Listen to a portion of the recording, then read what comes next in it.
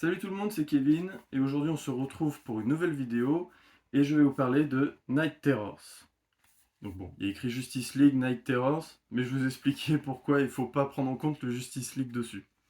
Je viens de le terminer, c'est court, ça fait 208 pages, c'est écrit par Joshua Williamson et c'est dessiné par trois artistes que je ne connaissais pas.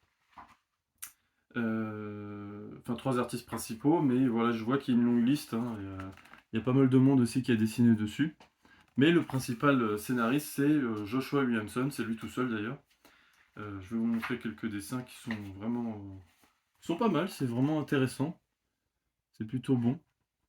Euh, alors, je tiens à préciser que ça s'appelle Justice League, mais c'est pas un Justice League. Je sais pas pourquoi ils ont mis ça. Euh, Normalement, c'est juste Night Terror. C'est une sorte d'event qui continue l'art principal de la série Infinite. Là, ils font mention de Planète Lazarus. Je tiens à signaler qu'il ne faut pas lire Planète Lazarus. Ça sert à rien. C'est un tome, enfin une série en deux tomes, et franchement j'ai trouvé cette histoire complètement inutile. Euh, il faut pas la lire. Gardez votre argent pour des bons tomes.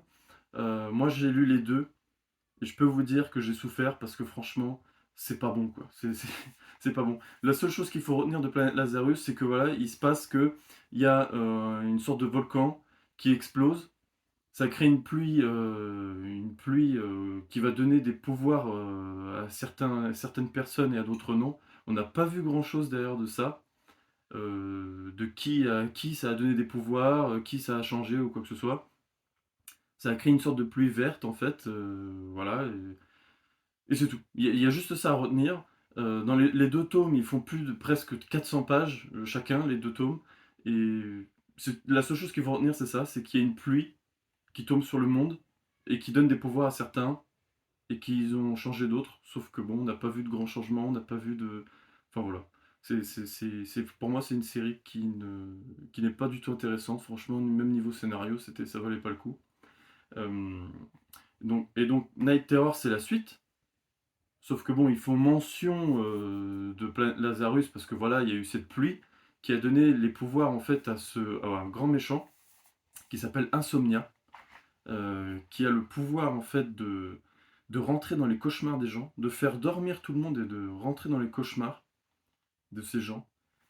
Et franchement, moi j'ai trouvé plutôt intéressant ce méchant. Voilà, Insomnia. J'ai trouvé plutôt intéressant malgré quelques défauts quand même, dû à son origine story, parce qu'on voit son origine story. En fait, ce tome-là, ça a un début, on voit le début du méchant, et on voit aussi sa fin. Ce qui est chouette, j'ai trouvé ça cool, surtout que c'est court, hein, c'est 208 pages, hein, voilà, c'est juste ça. Urban Comics, ce qui est chouette là-dedans, c'est qu'ils n'ont pas fait comme Planète Lazarus. Dans Planète Lazarus, vous avez l'arc principal, c'est un arc principal comme là, Night Terrors, hein, il doit y en avoir 5 ou 6 tomes, chapitres, pardon. Mais il y a aussi les tie-in qui sont mélangés dedans.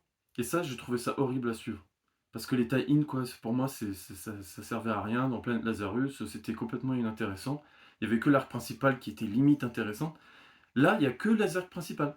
Vous n'aurez pas les tie-in. Les tie-in, par contre, ils sont sur d'autres tomes, comme Dark City Batman, comme Nightwing, le tome 5, je crois. Vous en avez aussi sur Titan, et vous en avez aussi sur Shazam, et vous en aurez aussi sur d'autres tomes qui vont sortir prochainement. Poison Ivy, par exemple, Green Lantern, il y en aura.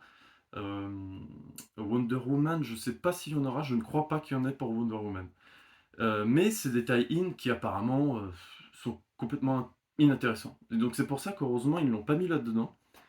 Parce que j'ai trouvé franchement l'arc principal bien. Franchement c'était chouette.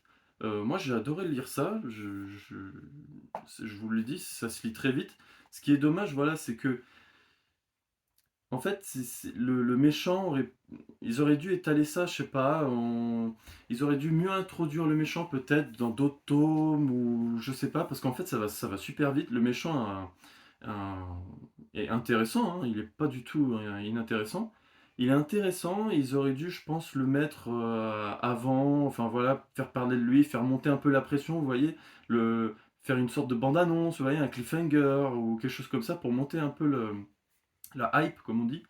Voilà, ce serait franchement, ça aurait été chouette. Parce que là, on le découvre là et il s'arrête là. Est-ce qu'on va le revoir?